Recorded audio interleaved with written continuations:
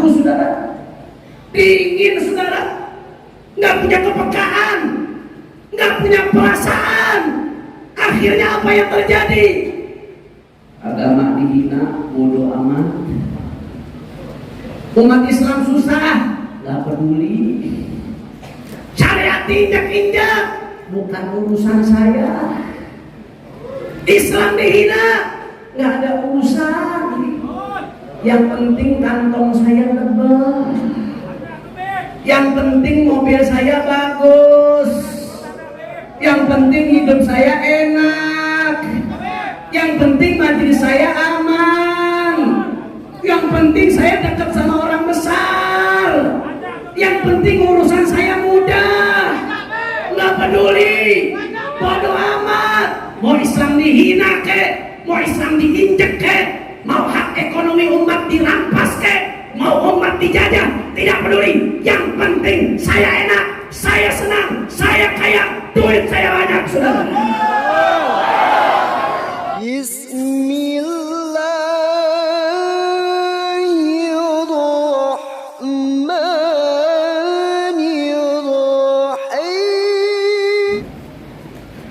Assalamualaikum warahmatullahi wabarakatuh.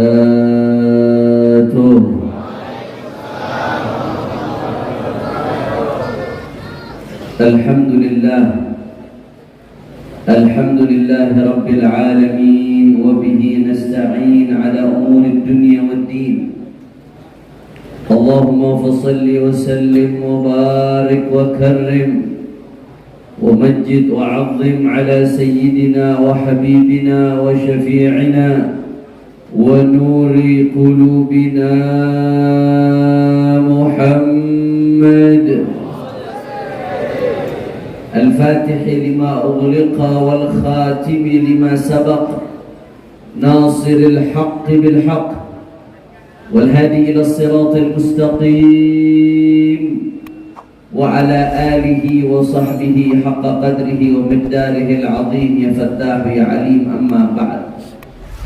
Para alim ulama, para habaib, para asatid, para kiai, para sesepuh, para tokoh masyarakat, wabil khusus keluarga besar sahibul haul almarhum wal maghfur lah al-arif billah الحبيب المتواضع صاحب البصيرة المنيرة الحبيب صالح بن علوي الحداد. Keluarga besar beliau terutama mudir pondok pesantren Al-Habib Saleh bin Alawi Al-Haddad, yaitu Fadilatul Muhtaram wal Mukarram Al-Habib Al-Mutawadhi Al-Habib Hasan bin Mustafa bin Saleh bin Alawi Al-Haddad beserta segenap saudaranya, pamannya, sanak familinya.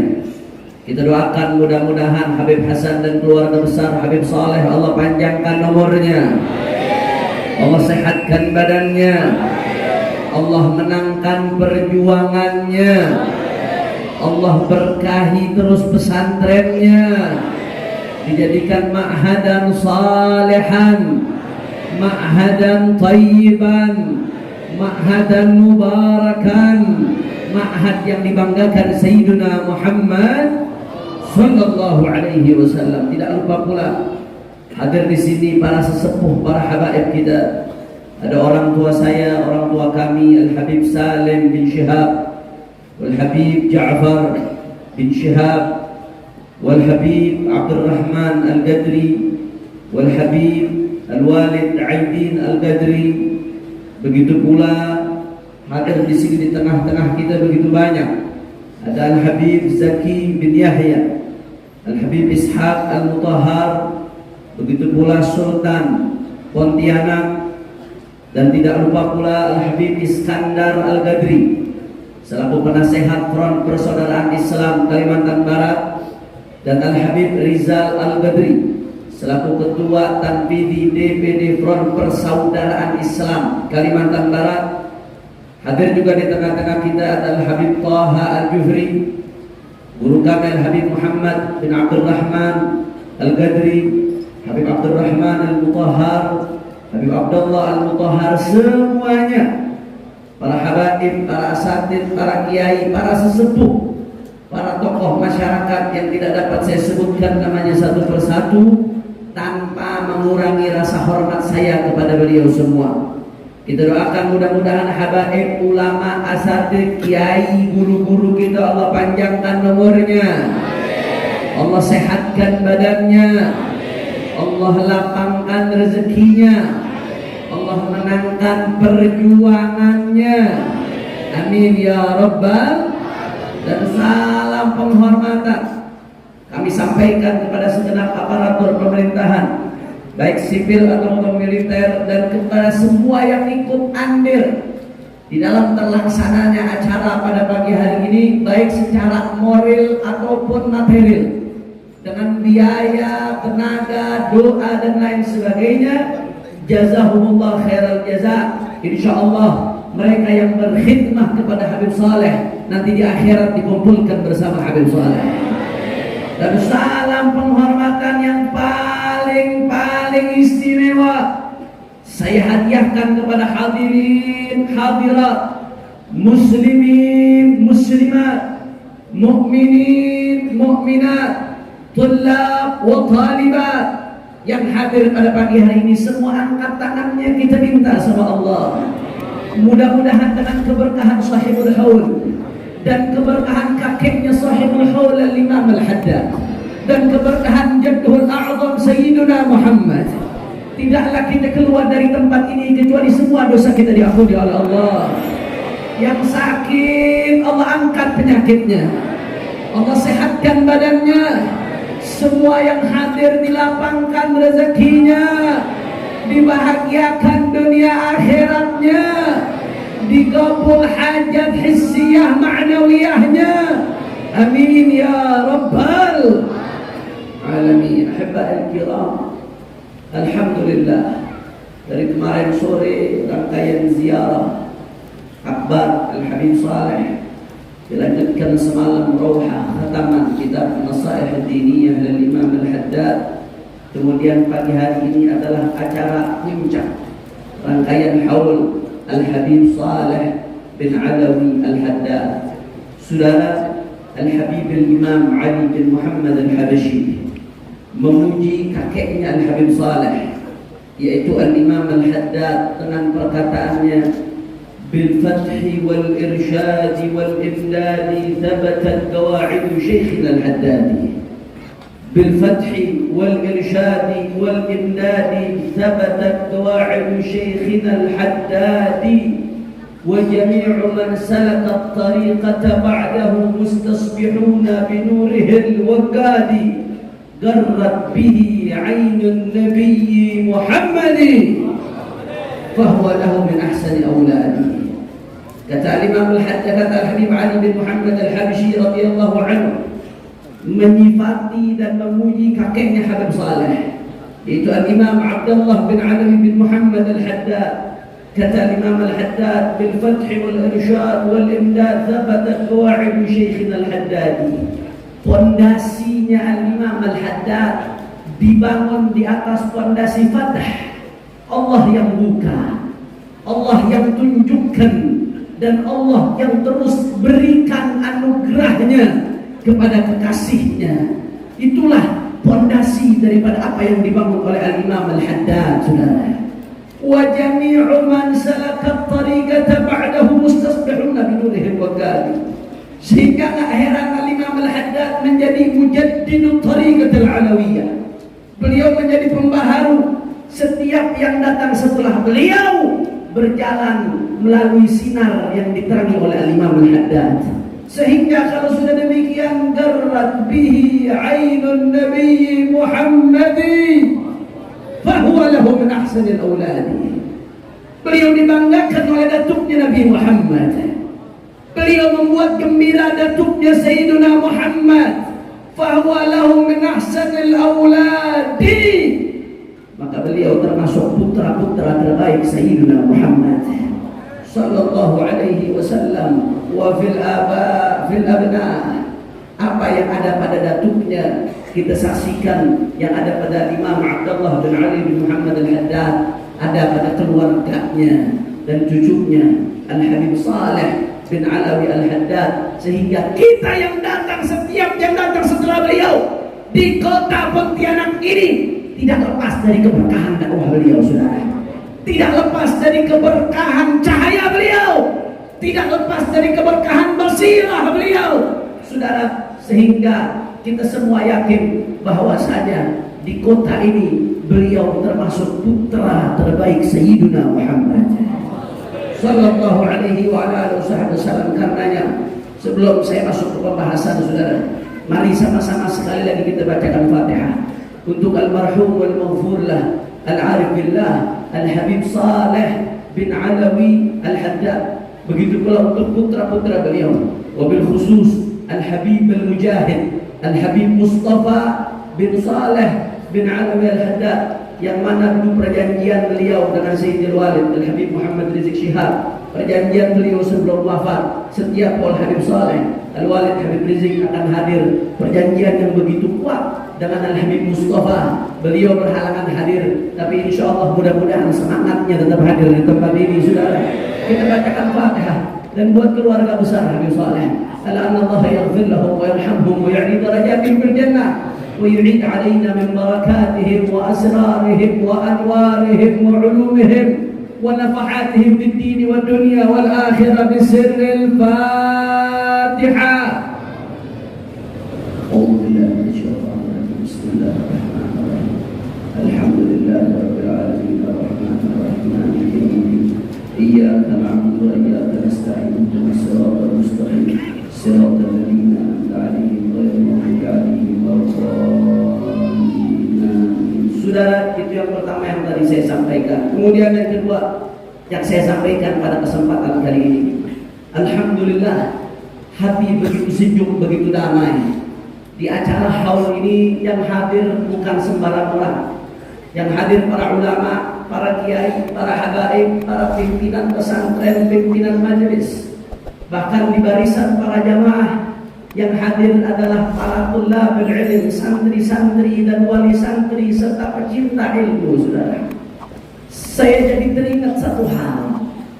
Wallahi ma ussisatil ma'ahid walal madaris walal majalis walal jam'iyatil islamiyah illa li da'watil makhluk ilal khaliq. Demi Allah ya ikhwan, tidak ada tujuan dari pendirian pesantren, dari pendirian majelis, dari pendirian madrasah, atau berdirinya ormas-ormas Islam, kecuali saudara untuk mengajak makhluk kepada sang Khalik Allah Subhanahu. Lah, tujuannya bukan mengajak kepada perorangan, saudara, bukan. Tujuannya bukan mengajak kepada pengkultusan orang tertentu, bukan.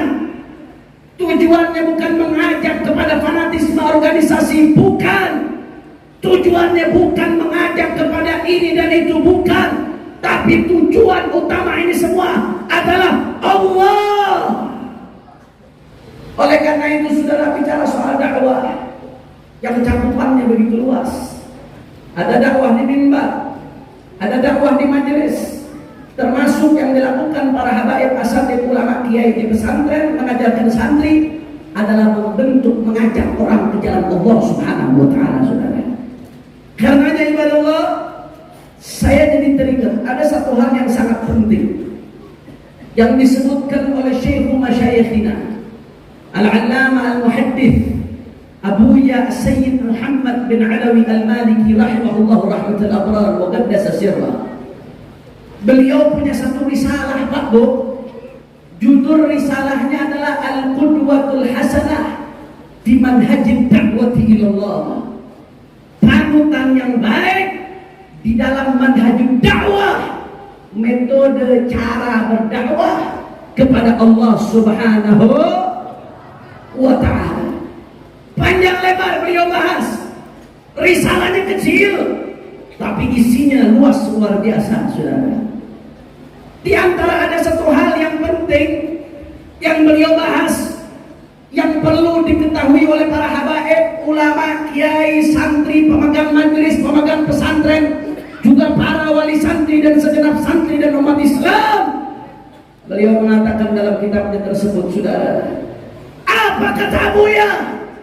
Kata beliau, "Qala min ahammi asbabi tahiyatid da'wati ila Allah at-tarbiyatul 'amaliyatu لإخراج العالم الداعي الغيور التربية العملية لإخراج العالم الداعي الغيور لأن العلم بلا غيرة جامد لا شعور فيه ولا إحساس كما أن الغيرة وحدها لا تصلح للقيادة والريادة والإرشاد فلا ينبغي أن نقع في ذلك فنضيع بين عالم بلا اهتمام لحرمات المسلمين أو جاهل غيور لا علم عنده يضل المسلمين أو كما قال Abu Yazid Muhammad."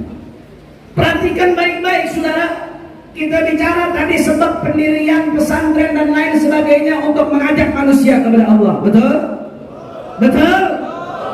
Kata Buya, termasuk yang paling penting di dalam mempersiapkan dakwah kepada Allah, apa termasuk yang paling penting saudara? At-tarbiyatul amaliyah, pendidikan secara praktek, li ikhrajil alimid da'i al-ghayur, untuk mencetak yang seperti apa yang harus dicetak. Yang pertama syaratnya harus alim. Yang pertama harus apa? Kurang kompak. Yang pertama harus apa? Bagi anak biasanya semangat. Yang pertama harus apa? Berilmu. Nanti saya akan jelaskan saudara, kenapa harus berilmu. Yang kedua harus da'i. Yang kedua harus apa? Kurang kencang. Yang kedua harus apa? Da'i, mengajak ke jalan Allah. Artinya ilmunya nggak dipakai buat dirinya sendiri, bukan sekedar alim, tapi ilmunya dipakai buat ngajar, ilmunya dipakai buat ngajak umat, ilmunya dipakai buat menjawab problematika umat. Karena orang kalau punya ilmu, tapi ilmunya dibungkam saudara, disimpan saja, tidak dikeluarkan, entah karena alasan ini dan itu, bukan terpuji saudara, tapi diancam oleh baginda Nabi Muhammad. Sampai Nabi ancam, "Man su'ila an ilmin fakatamahu uljima yawmal qiyamah bilijamin minan nar." Na'udzubillah. Siapa yang ditanya tentang ilmu, ditanya tentang ilmu Pak Bu, nggak harus ada orang datang mengajukan pertanyaan, tidak. Ketika kau punya ilmu, kemudian di masyarakat terjadi sesuatu tersebut kejadian butuh jawaban, kau tahu jawabannya, kau tahu hukum Allah, maka berarti lisanul halul ilmi mujtama yas'aluk. Lisan halnya masyarakat berarti bertanya kepada kamu. Nggak boleh kau diam, nggak boleh kau bungkam. Wajib ada yang menjelaskan hukum Allah dalam setiap hal, saudara. Maka siapa yang ditanya tentang ilmu, kemudian dia tidak jawab, dia tidak menjelaskan, uljima bilijamin minan nar, na'udzubillah, dicambuk oleh Allah dengan cambukan dari api neraka, saudara. Na'udzubillah min. Maka dikata Abu Yazid Muhammad bin Ali al-Maliki, kriteria yang kedua yang harus dicetak adalah da'i. Sekali lagi, yang kedua apa? Da'i. Tadi yang pertama syaratnya apa? Alim. Kemudian yang kedua apa? Da'i. Yang ketiga, kata Abu ya, alim da'i saja nggak cukup, saudara. Tapi harus ada kriteria yang ketiga, kata beliau, yaitu al-ghayur. Harus punya kecemburuan terhadap agama, punya kepedulian terhadap umat. Saudara, itu penting ibadah Allah. Nanti setelah ini akan kita jelaskan kenapa tidak cukup alim dan da'i saja, tapi harus ghayur, saudara. Tapi kira-kira sampai sini jelas atau tidak? Tadi yang ketiga syaratnya harus apa? Ghayur, dari kata-kata ghairah, punya kecemburuan terhadap agama, saudara. Ketiga apa yang ketiga? Coba saya ulang lagi dari yang pertama, yang harus dicetak oleh pesantren, majelis, madrasah. Yang pertama kriterianya harus apa? Alim. Yang kedua harus apa? Dai. Yang ketiga harus apa? Ghayyur. Kenapa harus alim dan ghayyur? Kenapa tidak cukup alim dai saja? Kenapa harus ghayyur juga? Kenapa tidak sebaliknya? Cukup ghayyur saja, tidak alim juga. Sebelum saya jelaskan alasannya, ini udah 10:30. Kelihatannya jamaah sudah banyak yang lapar. Kira-kira lanjut atau jangan? Masih semangat? Yakin? Itu banyak yang udah ngantuk, ibu-ibu. Lanjut? Betul? Masih semangat? Saya mau dengar Pontianak biasanya semangatnya luar biasa. Sebelum saya lanjutkan, saya mau dengar Pontianak semangatnya. Semua angkat tangannya. Takbir! Takbir! Takbir! Sallu ala Nabi. Saudara, kenapa harus alim dan ghayyur? Kenapa harus berilmu dan punya kecemburuan? Dan sebaliknya, kenapa harus ghayyur dan alim? Kenapa harus punya cemburuan sekaligus alim? Kata Abu Yasin Muhammad, li'anna al-ilma bila ghairah jamidun la syu'ura fihi wala ihsas. Karena bagi orang kalau cuma alim, punya ilmu, ahli kitab, profesor, doktor, S1, S2, S3, tapi nggak punya ghairah, nggak punya kecemburuan terhadap agama, maka apa yang terjadi? Jamidun la syu'ura fihi wal ihsas. Kaku saudara, dingin saudara, nggak punya kepekaan, nggak punya perasaan. Akhirnya apa yang terjadi? Agama dihina, bodoh amat. Umat Islam susah, nggak peduli. Syariat injak-injak, bukan urusan saya. Islam dihina, nggak ada urusan. Yang penting kantong saya tebal, yang penting mobil saya bagus, yang penting hidup saya enak, yang penting majelis saya aman, yang penting saya dekat sama orang besar, yang penting urusan saya mudah. Nggak peduli, bodoh amat. Mau Islam dihina ke, mau Islam diinjek ke, mau hak ekonomi umat dirampas ke, mau umat dijajah, tidak peduli. Yang penting saya enak, saya senang, saya kaya, duit saya banyak, saudara. Jawab yang jujur, yang model seperti itu ada atau tidak? Orang kompak ada atau tidak? Orang keras ada atau tidak? Kenapa itu bisa terjadi, saudara? Karena punya ilmu tapi nggak punya bahaya. Kata Abu Yasin Muhammad al-Maliki, saudara. Ini bukan saya yang bicara. Yang bicara Abu Yasin Muhammad. Orang punya ilmu tapi nggak punya kepedulian, nggak punya kepekaan. Bahaya, saudara. Yang dipikirkan hanya dirinya sendiri. Akhirnya apa yang terjadi? Ilmunya yang harusnya dipakai buat bimbing umat, buat mendidik umat, buat memperjuangkan umat, tidak dipakai untuk itu, tapi ilmunya dipakai buat memperkaya diri, saudara. Na'udzubillah min. Na'udzubillah min. Makanya hati-hati, saudara, ini yang diperingatkan oleh Nabi Muhammad sallallahu alaihi wasallam. Ini yang diingatkan oleh Nabi Muhammad. Kata Nabi, wailun li ummati min ulama'is su'. Saya sering ingatkan di mana-mana hadis ini, saudara. Wailun li ummati min ulama'is su' alladzina yattakhiduna hadzal ilma tijaratan yabi'unaha li umara'ihim ma arbahallahu tijaratahum. Celaka umatku, celaka umatku.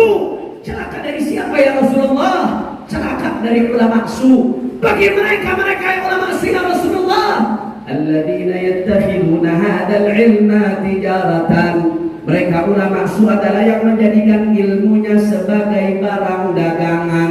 Ilmunya menjadi barang dagangan. Yabi'unaha limuwaraihim. Barang dagangan dijual kepada orang yang berkuasa, baik yang berkuasa dengan kekuasaannya atau yang berkuasa dengan uangnya. Gara-gara barangnya di ilmunya dijadikan barang dagangan, akhirnya yang halal jadi haram, yang haram jadi haram. Yabi'una ali umaraihim. Gara-gara tidak punya ghirah, akhirnya ilmunya dijadikan barang dagangan. Ma'arbah Allah tijaratahum. Kata Nabi, hati-hati saudara. Mereka yang seperti ini nggak akan beruntung perdagangan dan perniagaannya saudara. Na'udzubillah min. Na'udzubillah min. Kenapa bisa seperti itu? Egois dengan ilmunya, egois dengan dirinya. Karena punya ilmu tapi nggak punya ghirah. Kira-kira sampai sini jelas atau tidak? Jelas atau tidak? Jawab yang kompak. Kalau begitu punya ilmu tapi nggak punya ghirah, bahaya atau tidak? Punya ilmu tapi nggak punya kepekaan terhadap urusan umat, bahaya atau tidak? Punya ilmu tapi nggak punya semangat dalam berjuang, bahaya atau tidak? Punya ilmu tapi nggak punya kecemburuan terhadap agama, bahaya atau tidak? Bahaya atau tidak? Takbir! Takbir! Sallu ala Nabi. Makanya saya jadi teringat saudara. Saya jadi teringat apa yang diceritakan oleh Al-Imam Tajuddin Abdul Wahhab bin Taqiyuddin Ali bin Abdul Kafi As-Subki. Seorang ulama besar, Tajuddin Abdul Wahhab, pengarang kitab Jam'ul Jawami'. Ulama besar, mulai dari cucu, abah, kakeknya ulama saudara. Usrah Subkiyah atau Usratul Ilm. Keluarga Subkiyah ada keluarga ulama. InsyaAllah mudah-mudahan cucu-cucunya Habib Saleh Al-Haddad dijadikan ulama amilin insyaAllah. Amin ya Rabbal. Al-Imam Tajuddin ini anak dari Taqiyuddin Ali bin Abdul Kafi As-Subki.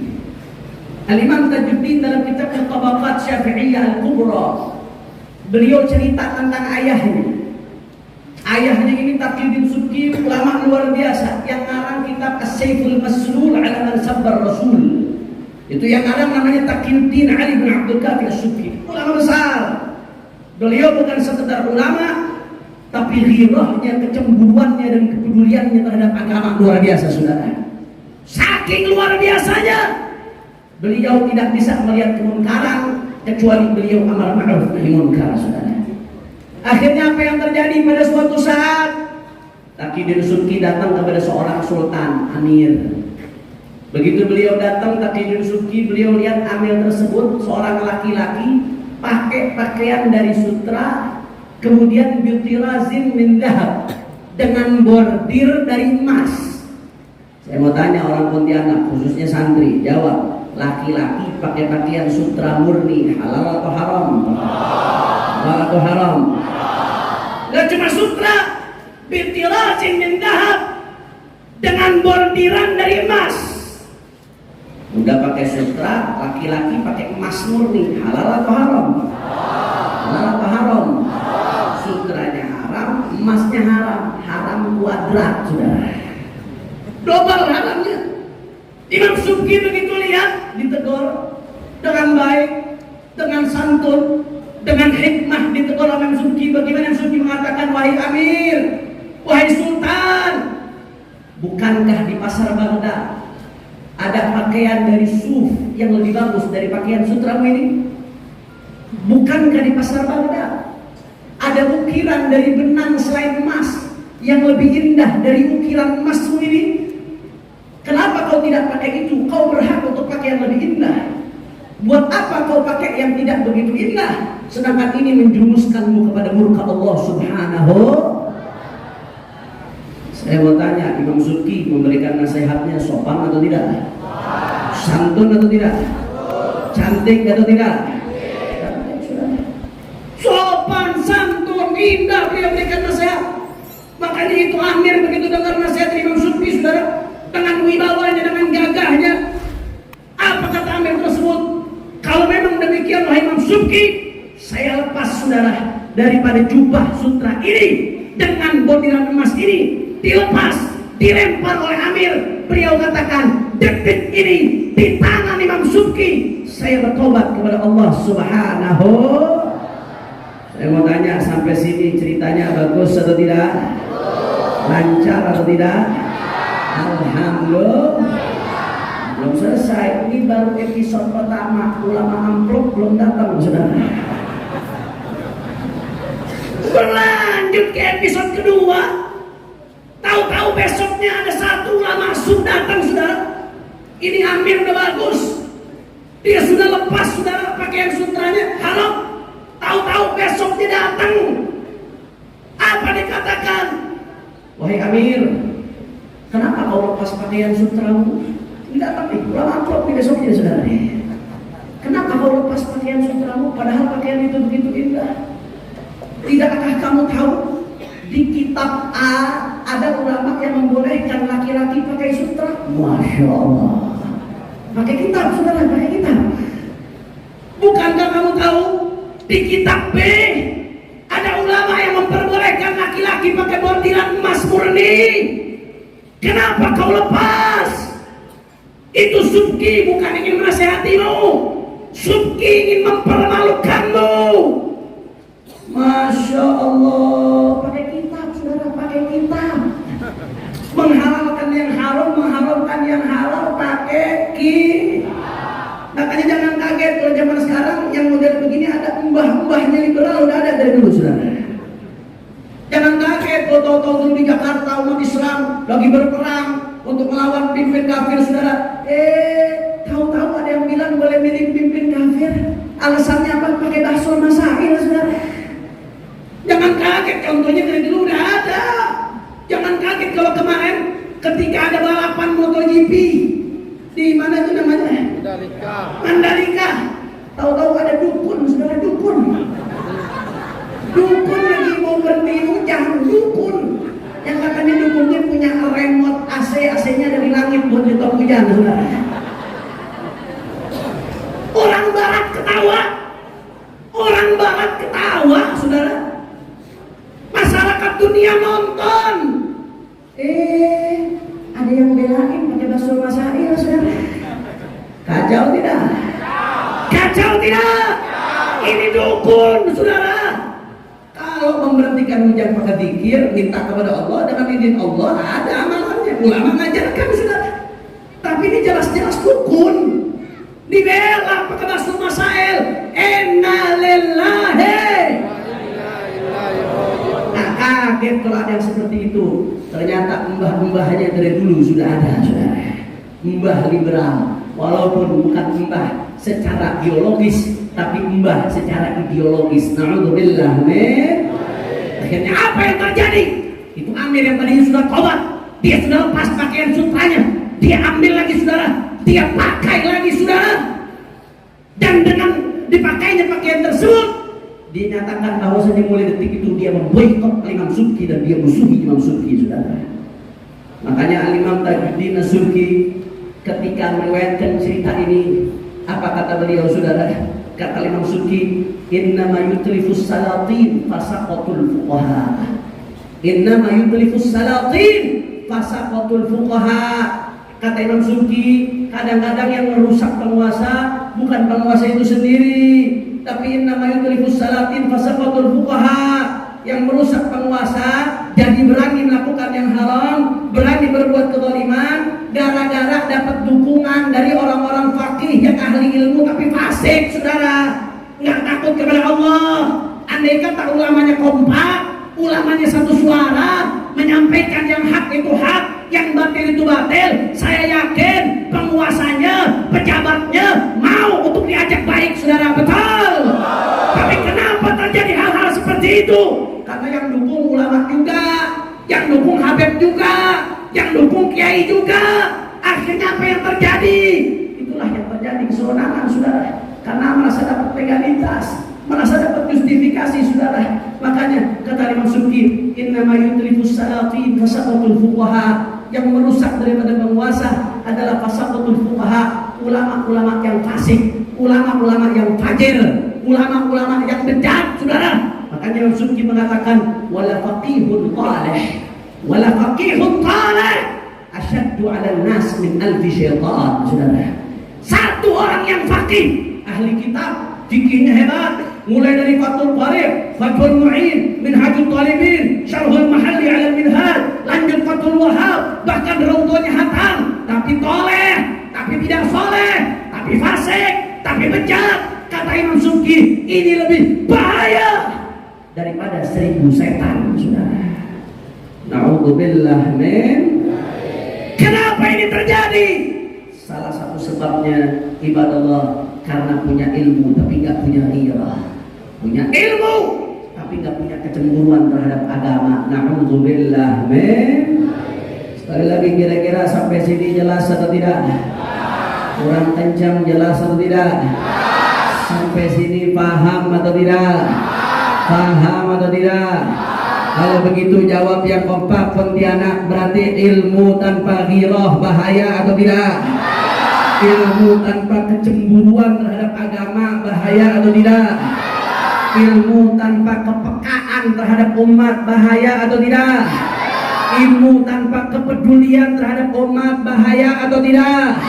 Siap tanamkan ghirah, siap tingkatkan kepedulian terhadap umat, siap tingkatkan kepekaan terhadap umat. Pontianak semuanya takbir, takbir. Sallu ala Nabi.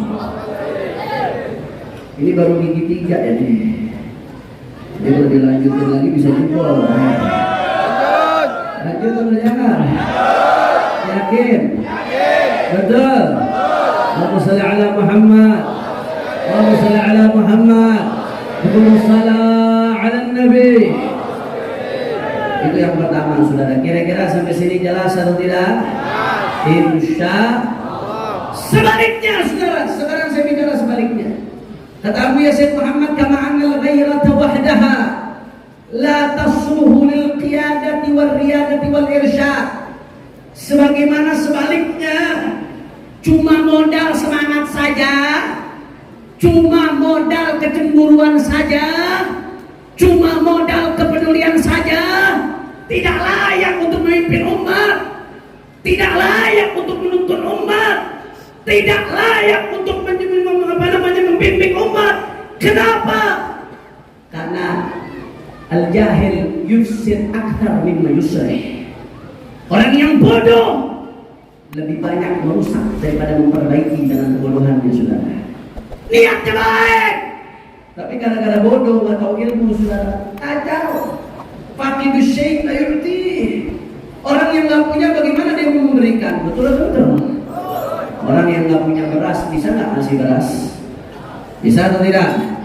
Nggak punya uang bisa nggak ngasih uang? Nggak bisa. Nggak punya mobil bisa nggak ngasih mobil? Nggak punya harta bisa nggak ngasih harta? Nggak bisa, saudara. Faqidus syai' la yu'ti. Nah, orang yang nggak punya ilmu, nggak tahu syariatnya Nabi, nggak tahu jalannya Nabi Muhammad, nggak tahu adabnya, nggak tahu akhlaknya, nggak pernah belajar fikih, akidah, akhlak, dan ilmu-ilmu alatnya, bagaimana mau ngajak ke Nabi Muhammad? Sallu ala Nabi Muhammad. Makanya fakir itu syai'un la yu'ti. Orang yang nggak punya sesuatu, bagaimana dia bisa memberikan, saudara?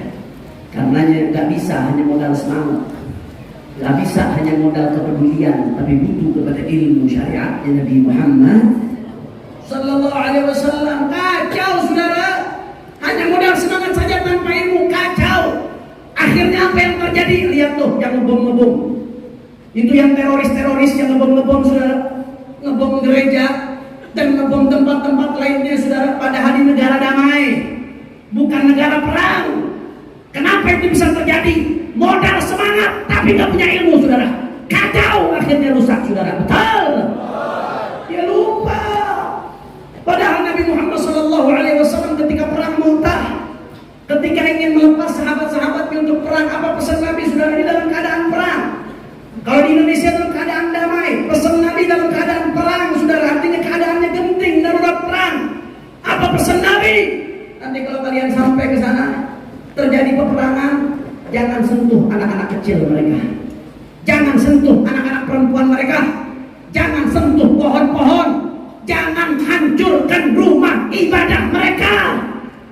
Ini dalam keadaan perang. Tahu-tahu ada yang aku berjuang bela agama Nabi, ngebom rumah ibadah agama lain dengan alasan jihad. Bukan jihad, tapi jihad. Bukan mati syahid, tapi mati syahid, saudara. Betul atau betul? Betul atau betul? Karena dia kan ikutin Nabi Muhammad Sallallahu Alaihi Wasallam. Enggak, saudara. Nabi Muhammad adalah imam kita yang mengajarkan toleransi, saudara. Tanpa Nabi Muhammad kita nggak akan tahu toleransi. Kita nggak pernah kenal toleransi dari barat, saudara. Kita bukan mengenal toleransi dari timur. Kita bukan mengenal toleransi dari orang-orang sekuler. Kita bukan mengenal toleransi dari orang-orang liberal. Kita bukan belajar toleransi dari orang-orang pluralisme, saudara. Tapi kita belajar toleransi dari Nabi Muhammad. Nabi Muhammad yang ajarkan kita, man ada dhimmiyan fa ana khasamtuhu yaumal qiyamah. Siapa yang ganggu kafir dhimmi seperti di Indonesia, tetangga-tetangga kita yang gak pernah ganggu kita, yang gak pernah merangi kita. Siapa yang ganggu mereka, kata Nabi Muhammad, walaupun dia Islam, dia musuhku, kata Rasulullah. Nabi Muhammad yang ajarkan kita ini. Allah yang menurunkan wahyunya kepada Nabi Muhammad, la yanhaqullah 'anil ladzina lam yuqatilukum fid din wa lam yukhrijukum min diyarikum an tabarruhum wa tuqsitu ilaihim. Allah yang turunkan wahyu kepada Nabi Muhammad. Allah enggak pernah melarang selama orang-orang luar Islam itu tidak memusuhi kalian, tidak memerangi kalian, tidak mengeluarkan kalian dari rumah kalian, artinya selama mereka tidak menjajah kalian, Allah tidak pernah melarang kalian untuk berbuat baik dan adil kepada mereka, saudara. Dari Nabi Muhammad kita belajar toleransi, saudara, bukan dari yang lain. Makanya kalau tahu-tahu ada orang kenapa bisa terpengaruh paham terorisme, kenapa saudara bisa digiring untuk bom bunuh diri, untuk menyerang daripada non-muslim yang tidak bersalah, kenapa bisa terjadi? Tadi karena punya ghirah, punya semangat, tapi nggak punya ilmu, bodoh, akhirnya merusak lebih banyak daripada memperbaiki. Na'udzubillah min. Kalau begitu punya semangat tapi nggak punya ilmu, bahaya atau tidak? Orang keras bahaya atau tidak? Punya semangat tapi nggak pakai tuntunan adab akhlak Nabi, bahaya atau tidak? Bahaya, saudara. Nggak sampai situ, termasuk amar ma'ruf nahi munkar. Ada akhlaknya, ada adabnya, ada tata caranya, nggak sembarangan. Saudara, saya selalu jelaskan di berbagai tempat. Bahkan takharrujnya satu saya di Al-Ahqaf tentang hisbah amar ma'ruf nahi munkar inda Syafi'iyah, saudara. Saya teliti kitab-kitab Syafi'iyah dari Al-Om sampai kitab Mutakhirin, tidak ada yang bicara amar ma'ruf nahi munkar melebihi lengkapnya yang dibahas oleh Imam Al-Ghazali dalam Ihya Ulumuddin, saudara. Saking lengkapnya. Bahkan kalau ada yang mau cari dalil demo, ada jadi Ihya, saudara. Ihya lengkap, syamil, kamil, sistematis. Ada adabnya, ada syaratnya, ada rukunnya, ada tata caranya. Nggak bisa sembarangan, saudara. Nggak bisa ujuk-ujuk main hantam sini. Ada tingkatannya, ada tahapan-tahapannya, ada batasan-batasannya, saudara. Sebagaimana kalau orang sholat, jawab yang kompak. Orang sholat tapi nggak sesuai syarat dan rukun, saya mau tanya, dapat pahala atau dapat dosa? Dapat pahala atau dapat dosa? Dapat ridho Allah atau dapat murka? Begitu juga orang puasa, haji, nggak sesuai syarat, nggak sesuai rukun, saya mau tanya, dapat pahala atau dapat dosa? Dapat pahala atau dapat dosa? Dapat ridho atau murka? Masya Allah. Kenapa? Karena nggak pakai ilmu ibadahnya, saudara. Amar ma'ruf nahi munkar menyatakan yang hak itu hak, yang batil itu batil. Juga ada adabnya, ada akhlaknya, ada caranya, ada tingkatannya, ada batasan-batasannya. Yang tidak menggunakan maka tidak dapat ridho Allah. Makanya nggak bisa sembarangan, saudara. Kenapa ulama-ulama kita, khususnya imam besar Sayyidil Walid Al-Habib Muhammad Rizik Al-Husain bin Syihab, mudah-mudahan terus dijaga oleh Allah Subhanahu wa taala. Kenapa ulama-ulama kita terus menggaungkan ikut komando ulama? Ikut komando ulama. Bukan ulama gila pengikut, saudara, bukan. Bukan ulama gila popularitas, bukan. Bukan ulama pengen dikultuskan, saudara, bukan. Tapi karena ulama lah yang belajar, saudara. Ulama lah yang memperdalam, tahu yang mana yang maslahat, yang mana yang mudarat, tahu yang mana kapan waktunya maju, kapan waktunya mundur, saudara. Ulama yang tahu kapan waktunya tegas, kapan waktunya lembut. Ulama yang tahu kapan waktunya senyum, kapan waktunya cemberut, saudara. Ulama yang tahu ilmunya, sehingga kalau ikut komando ulama, perjuangan umat jadi teratur, saudara. Perjuangan umat berdasarkan ilmu. Perjuangan umat gak sembarangan. Perjuangan umat sesuai betul-betul jalan yang diridhoi oleh Allah Subhanahu. Oleh karena itu, saudara, sebagaimana orang yang berilmu tapi gak punya ghirah, bahaya.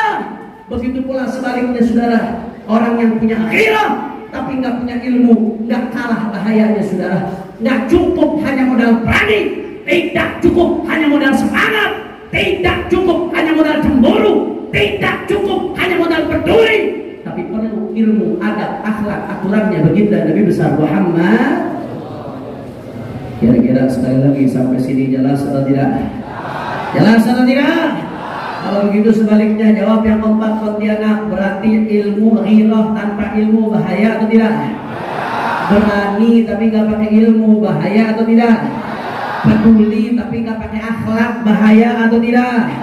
Bahaya atau tidak? Siap perdalam ilmu, siap pelajari ilmu, siap tuntut ilmu. Takbir. Sallu ala Nabi. Allahumma salli wa sallim barik ala. Makanya terakhir, saudara, Abu Yazid Muhammad dalam ungkapan ini, kata Abu Yazid Muhammad, saudara, fala yanbaghi an naqa'a fi dhalika fanadhi' baina 'alimin bila ghairatin wala ihtimamin li hurmatil Islam wal muslimin aw jahulin ghayurin la ilma indahu la yudhillul muslimin. Kata Abu Yazid Muhammad, jangan sampai kita terjebak di antara dua ini, saudara. Jangan sampai kita terjebak menjadi orang yang alim atau mengikuti orang yang alim tapi nggak punya semangat. Jangan, saudara. Dia nggak peduli terhadap agama, hanya peduli terhadap dirinya, saudara. Atau sebaliknya, jangan sampai, saudara, kita menjadi atau mengikuti orang yang bodoh tapi hanya modal semangat, saudara. Jangan, itu bisa kacau. Kalau mau jadi, jadilah orang alim yang punya semangat, saudara. Orang alim yang punya ghirah. Yang punya ghirah nggak harus turun di jalan, saudara. Ada yang turun di jalan, itu tugasnya. Ada yang amar ma'ruf nahi munkar, itu tugasnya. Tapi ada juga orang-orang alim yang fokus di dunia pendidikan. Dia hidup bersyukur kepada Allah atas apa yang dia berikan. Berjuang, saudara. Dia kenalkan kepada muridnya, hak itu hak, batil itu batil, benar itu benar, salah itu salah, tanpa harus menjilat kezaliman dan kemunkaran. Itu sudah ghirah namanya, saudara. Betul atau tidak? Betul atau tidak? Kalau ada yang sampai amar ma'ruf nahi munkar tegas, lebih bagus lagi. Tapi makna ghirah di sini luas, saudara.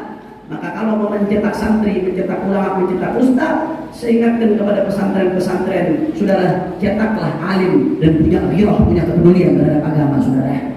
Sebaliknya, kita ingatkan kepada semua umat Islam, begitu pula ormas-ormas Islam, kepada pemuda-pemuda, jangan hanya modal semangat, tapi belajarlah, duduklah bersama ulama, duduklah di majelis ilmu, dan ikuti terus arahan serta komando para ulama supaya kita betul-betul sesuai dengan jalur yang diridhoi oleh Allah Subhanahu. Terakhir, saudara, saya mau kasih contoh. Kalau kita lihat ulama-ulama terdahulu, hampir mereka semuanya rata-rata mereka alim dan ghayur, saudara. Mereka alim dan ghayur.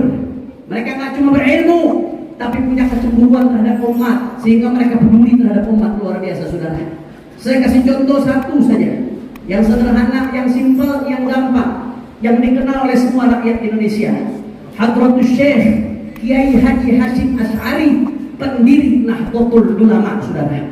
Mudah-mudahan kita dapat keberkahan beliau, insyaallah. Amin ya rabbal.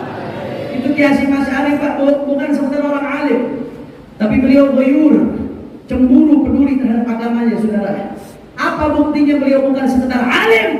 Silahkan Anda lihat kitab-kitabnya Kiai Hashim Asy'ari. Bagaimana tegasnya beliau dalam kitab-kitabnya. Di antara kitab yang beliau karang, At-Tanbihat Al-Wajibat Liman Yasna'ul Maulid Bil Munkarat. Kiai Hashim Asy'ari nulis kitab judulnya tentang peringatan-peringatan yang wajib bagi mereka yang mencampur adukkan maulid dengan kemunkaran. Saya mau tanya, jawab orang Pontianak, perayaan Maulid Nabi bagus atau tidak? Bagus atau tidak? Dukung atau jangan? Tapi kalau perayaan Maulid Nabi dicampur dengan kemungkaran, laki perempuan campur aduk, saudara. Laki perempuan campur aduk. Bahkan mohon maaf, saya pernah lihat di sebagian kampung-kampung ngadain dangdut dalam rangka perayaan Maulid Nabi, saudara. Kacau atau tidak? Kacau atau tidak? Ini yang ditegur oleh Kiai Hasyim Asy'ari.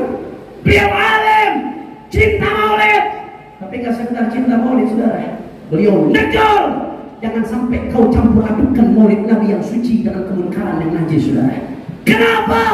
Karena najisnya kemungkaran bisa mengotori dan menodai kesucian Maulidnya baginda Nabi besar Muhammad. Kenapa beliau nulis ini, saudara? Kenapa beliau nulis ini? Padahal ketika beliau nulis, saya yakin pasti ada yang tersinggung, pasti ada yang tidak suka, pasti ada yang marah. Saudara, tidak lain dan tidak bukan karena beliau alim, ghirah, saudara. Beliau punya ilmu, tapi nggak cuma ilmu, beliau punya kecemburuan, sehingga tak rela kalau Maulid Nabi Muhammad dikotori dengan kemungkaran. Allahumma shalli ala Muhammad. Saya kasih contoh lagi, satu lagi yang luar biasa dari Hadratus Syekh Kiai Haji Hasyim Asy'ari sebagai pahlawan bangsa Indonesia, saudara. Bagaimana sih Pak Hasyim Asy'ari ketika Indonesia saat itu baru merdeka? Indonesia baru merdeka, tentara belum ada, belum kuat, saudara. Aparat persenjataannya belum kuat, negara masih lemah, baru beberapa bulan merdeka. Apa yang terjadi, saudara, ini bertepatan dengan bulan Agustus di kemerdekaan Republik Indonesia 77. Mudah-mudahan Indonesia terus dijaga oleh Allah Subhanahu wa taala. Saat itu, saudara, Belanda dan Inggris datang pengen jajah lagi Indonesia. Belanda dan Inggris nggak rela kalau sampai Indonesia merdeka, saudara. Mereka ngancam lagi buat datang untuk kembali menjajah Republik Indonesia, saudara, untuk kembali menjajah Nusantara, ibadah Allah. Akhirnya apa yang terjadi, saudara? Mendengar kabar Belanda Inggris mau datang, Hadratus Syekh Kiai Hasyim Asy'ari mengumpulkan para ulama, ditulislah yang namanya resolusi jihad, saudara. Itu resolusi jihad isinya apa? Isinya menegaskan bahwasanya siapa yang berjuang mempertahankan kemerdekaan Republik Indonesia melawan penjajah-penjajah, saudara, maka perjuangannya adalah jihad di jalan Allah. Dan siapa yang gugur meninggal dunia di dalam melawan penjajah mempertahankan kemerdekaan Indonesia, maka dia gugur, saudara, dalam keadaan mati syahid. Alhamdulillah. Begitu Kiai Hasyim Asy'ari keluarkan resolusi ini, saudara, apa yang terjadi, ibadah Allah?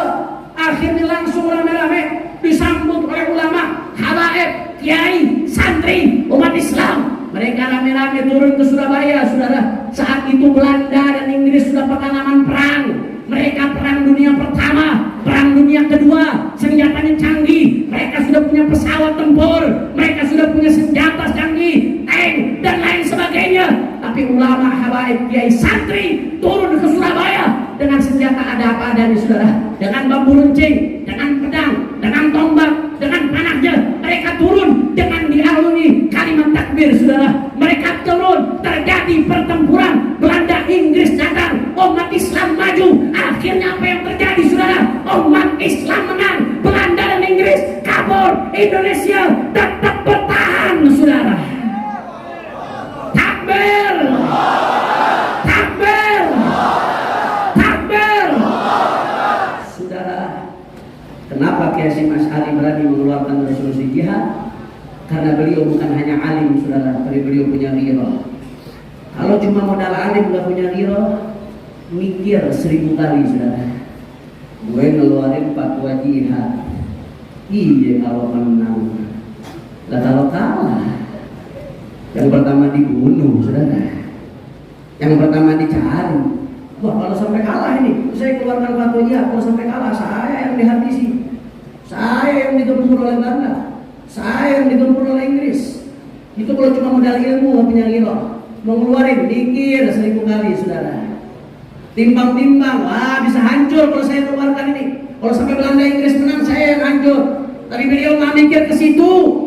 Yang beliau pikirkan, bagaimana negara ini bisa lolos dari penjajahan kafir Belanda dan Inggris saat itu, saudara. Akhirnya dikeluarkan, nggak peduli apapun sini jelas atau tidak? Jelas atau tidak? Makanya saudara jangan pernah remehkan para ulama, jangan pernah remehkan para habaib kiai dan santri, karena kecintaan mereka terhadap bangsa tulus, saudara. Perjuangan mereka terhadap bangsa dan negara tulus, tidak perlu diragukan sedikit pun, saudara. Oleh karena itu kembali ke pembahasan kita, saudara. Saya ingatkan pondok-pondok pesantren sekali lagi. Saya ingatkan majelis-majelis ta'lim. Saya ingatkan madrasah-madrasah. Kalau kamu harus mencetak kader, cetaklah kader yang berilmu dan ghirah, saudara. Berilmu saja tapi gak punya ghirah, hati-hati jadi perampok agama, saudara. Sebaliknya, punya ghirah saja tapi gak punya ilmu, hati-hati bahaya bisa merusak, saudara. Maka ilmu harus dibarengi dengan ghirah, ghirah harus dibarengi dengan ilmu. Alhamdulillah. Sekali lagi jawab yang kompak, kira-kira sampai sini jelas atau tidak? Orang keras, jelas atau tidak? Jelas atau tidak? Kalau begitu ilmu tanpa ghirah bahaya atau tidak? Sebaliknya ghirah tanpa ilmu bahaya atau tidak? Bahaya atau tidak? Bahaya atau tidak? Siap diikuti para ulama, siap diikuti ulama yang punya ghirah, siap diikuti ulama yang istiqamah, siap diikuti ulama yang lurus, siap berjuang bersama alim ulama. Semua Pontianak angkat tangannya. Allahu Akbar, Allahu Akbar, Allahu Akbar. Sallu ala Nabi. Allahumma shalli wa sallim wa barik alaihi. Saudara, yang terakhir yang ingin saya sampaikan pada kesempatan kali ini, saudara. Saya alhamdulillah dibarakati Rasulullah sallallahu alaihi wasallam kurang lebih 7 bulanan yang lalu baru saja lulus dari pondok pesantren Mabes Polri. Alhamdulillah. Ada orang Pontianak yang mau daftar di pondok pesantren Mabes Polri? Mungkin habaib kiainya yang mau daftar? Masya Allah. Tahu pondok pesantren Mabes Polri? Tahu? Tetanggaan sama-sama. Masya Allah. Saudara, alhamdulillah saya satu kamar dengan Sayyidil Walid Al-Habib Muhammad Rizik Al-Husin bin Syihab selama 1 tahun, saudara. Mudah-mudahan beliau terus dijaga oleh Allah SWT. Beliau dijaga zahir batinnya. Amin ya Rabbal. Saya bersyukur, saudara. Saya bersyukur ketika di penjara mendapatkan lutuf kelembutan dari Allah Subhanahu wa taala berkat doanya guru-guru kami, baik guru-guru kami yang di Dalwa, begitu pula guru-guru kami yang di Al-Ahqaf, guru-guru kami yang di Jakarta, orang-orang tua kami mendapatkan kelembutan dari Allah Subhanahu wa taala, mendapatkan pertolongan Allah, saudara. Alhamdulillahirabbil alamin. Tapi saya mau jawab, saya mau orang Pontianak jawab yang jujur. Alhamdulillah saat ini Habib Rizik juga sudah keluar bebas bersyarat, tapi masih bebas bersyarat. Artinya bebas bersyarat apa? Beliau sudah menjalani 2/3 dari masa hukuman, sehingga bisa ngambil bebas bersyarat. Bebas bersyarat itu ada syarat-syaratnya. Kalau syaratnya dilanggar, maka langsung masuk lagi. Na'udzubillah min. Syaratnya apa diantaranya? Nggak boleh keluar kota kecuali dengan izin Bapas, keluar pulau izin Kanwil, keluar negeri izin Menteri Menkumham, saudara. Kemudian di antara syaratnya nggak boleh melanggar hukum. Luas nih syaratnya, luas. Sampai kapan beliau bebas bersyarat? Sampai Juni 2024, saudara. Nggak usah dilanjutin, udah paham. Paham atau tidak? Paham atau tidak? Paham atau tidak? Tapi saya mau tanya dulu yang jujur. Saya mau opininya masyarakat Pontianak, pendapat masyarakat Pontianak, suara hati masyarakat Pontianak. Saya mau tanya, beliau di penjara pantas atau tidak? Kurang kompak, pantas atau tidak? Layak atau tidak? Cocok atau tidak? Saya mau tanya, di mata Anda masyarakat Pontianak, beliau penjahat atau pahlawan? Penjahat atau pahlawan? Di mata Anda terhadap negeri ini berdosa atau berjasa? Berdosa atau berjasa? Kalau begitu di penjara pantas atau tidak? Ditahan pantas atau tidak? Masya Allah, saya tahu persis.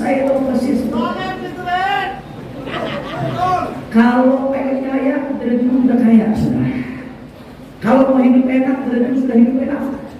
Tapi kenapa berjuang, saudara, luar biasa? Jatuh bangun sampai masuk penjara. Kenapa beliau terus berjuang untuk menyampaikan yang hak itu hak, yang batil itu batil? Tidak lain tidak bukan, saudara. Tujuannya hanya satu, pengen melanjutkan cita-cita datuknya Nabi Muhammad.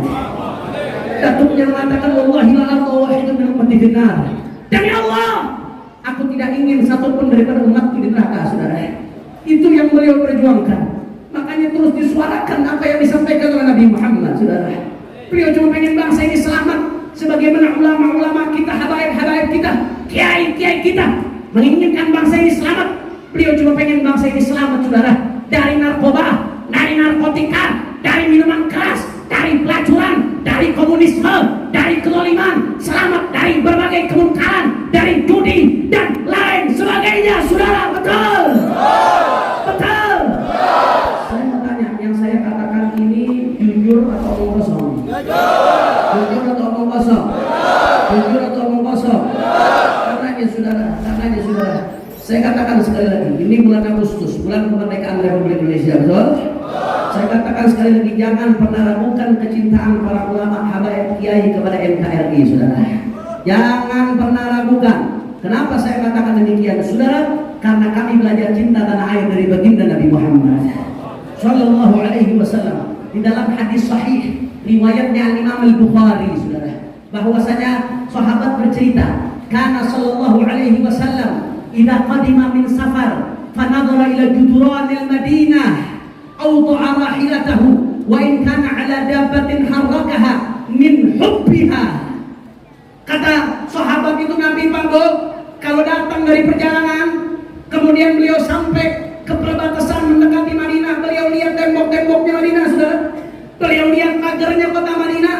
Kalau beliau sudah lihat pagarnya kota Madinah, beliau percepat kendaraannya, ontaknya, budaknya digerakkan supaya cepat. Kenapa beliau gerakkan, saudara? Min hubbiha, karena cintanya Nabi kepada Madinah sebagai tanah air keduanya, saudara. Makanya Imam Ibn Hajar Al-Asqalani dalam kitabnya Fathul Bari, ketika mensyarahkan hadis ini, apa kata Imam Ibn Hajar, saudara? Ibn Hajar mengatakan, wa fil hadits dalalatun ala fadlil Madinah wa ala masyru'iyyati hubbil watan wal hanin ilayhi. Kata Imam Ibn Hajar, hadis ini Nabi kalau mau sampai Madinah mempercepat kendaraannya supaya cepat sampai, karena saking cintanya Nabi sama Madinah. Kata Ibn Hajar, hadis ini menjadi dalil atas beberapa hal. Yang pertama, ala fadlil Madinah, dalil keistimewaan Madinah. Kenapa? Karena dicintai dan dirindukan oleh baginda Nabi Muhammad Sallallahu Alaihi Wasallam. Dan yang kedua, kata Ibn Hajar, hadis ini menjadi dalil dari ala masyru'iyyati hubbil watan, bahwasanya cinta tanah air diperintahkan, disyariatkan. Cinta tanah air itu adalah perintah syariat. Kenapa perintah syariat, saudara? Karena Nabi cinta Madinah. Madinah itu tanah air Nabi. Berarti natijahnya, saudara, hasilnya, kesimpulannya, Nabi cinta tanah air. Sedangkan perbuatan Nabi adalah hujjah. Selama tidak ada dalil yang menunjukkan perbuatan yang termasuk khususiyah, dalam usul fikih disebutkan, berarti perbuatan Nabi adalah hujjah, adalah uswah, adalah qudwah. Sebagaimana Nabi cinta tanah air, berarti kita umatnya juga diperintahkan cinta tanah air, saudara. Takbir, takbir. Masya Allah. Jawab yang kompak. Kalau begitu jawab yang keras. Berarti yang Nabi cinta nggak tanah airnya? Orang keras, Nabi cinta nggak kepada tanah airnya? Berarti yang ajarkan kita cinta tanah air orang barat atau Nabi? Yang tunjukkan kepada kita cinta tanah air kaum nasionalis atau Rasulullah? Yang ajarkan kita cinta tanah air orientalis atau Rasulullah? Yang ajarkan kita cinta kepada tanah air orang-orang politikus atau Rasulullah? Atau Rasulullah? Makanya saudara, saya ingatkan, jangan pernah ragukan kecintaan para ulama, para habaib, para kiai kepada Indonesia, saudara. Jangan ragukan kecintaan mereka kepada NKRI. Kenapa demikian? Karena kami habaib, umat Islam, kiai, santri, kami cinta tanah air. Bukan belajar dari barat, bukan belajar dari kaum nasionalis, bukan belajar dari orientalis, bukan belajar dari politikus,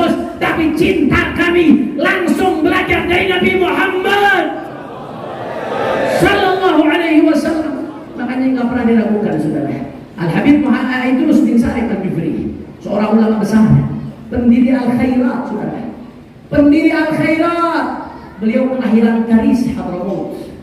Bukan kelahiran Indonesia, Karis Hadramaut. Tapi begitu beliau hijrah ke Indonesia, mendirikan lembaga pendidikan yang namanya Al-Khairat, yang saat ini di Indonesia Timur cabangnya sudah lebih dari 1.500 di Indonesia Timur dan Tengah, saudara. Lebih dari 1.500 cabang. Saking berjasanya beliau sampai nama bandara di Palu itu nama beliau, Bandara Mutiara Sis Al-Jufri, saudara. Satu-satunya bandara di Indonesia yang pakai nama Habib, saudara. Al-Jufri, Bandara Al-Jufri di Palu, saudara. Saking besarnya jasa beliau ibarat Allah. Apa kata beliau? Begitu Indonesia merdeka, saudara. Ketika Indonesia merdeka, beliau langsung buat perubahan syairnya. Di antara perubahan syairnya beliau katakan apa? Kullu ummatin laha ramzu izzin wa ramzu izzin al-hamra wal bayda.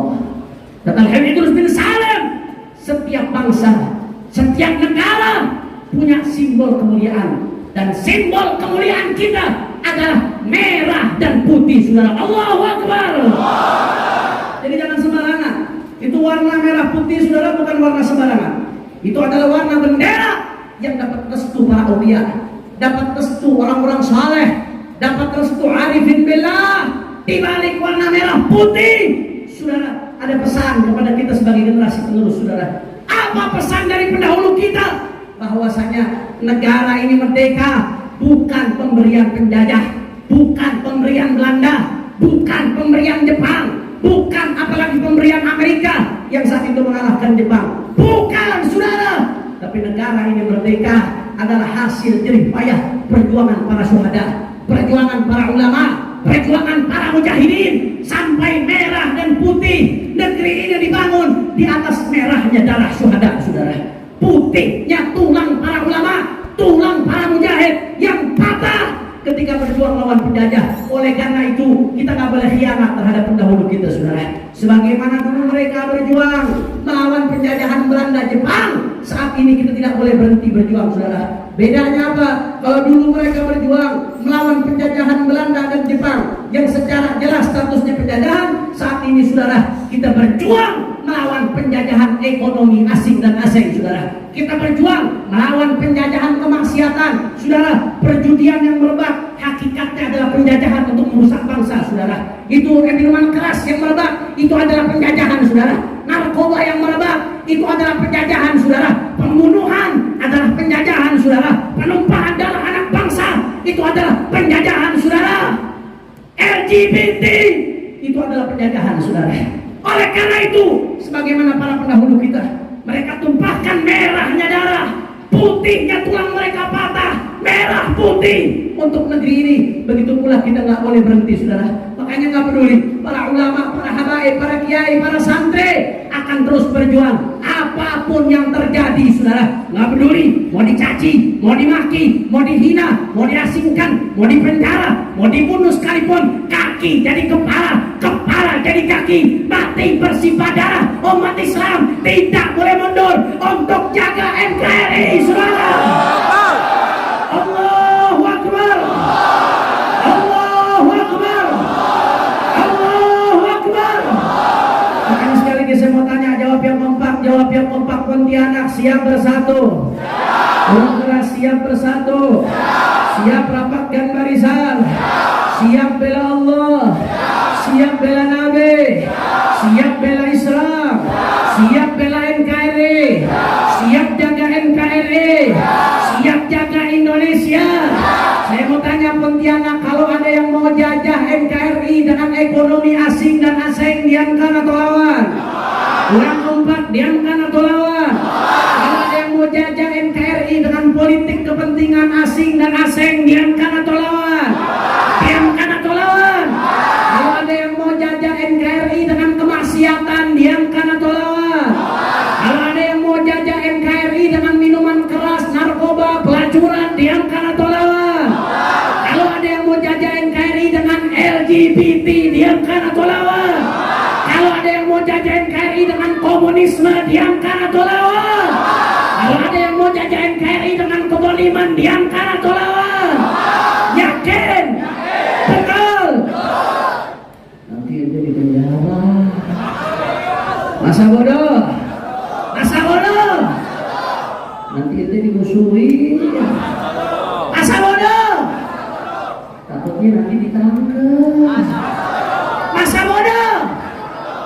Nanti ente dijejelin ke puaka. Masa bodoh? Maju terus, yakin, betul.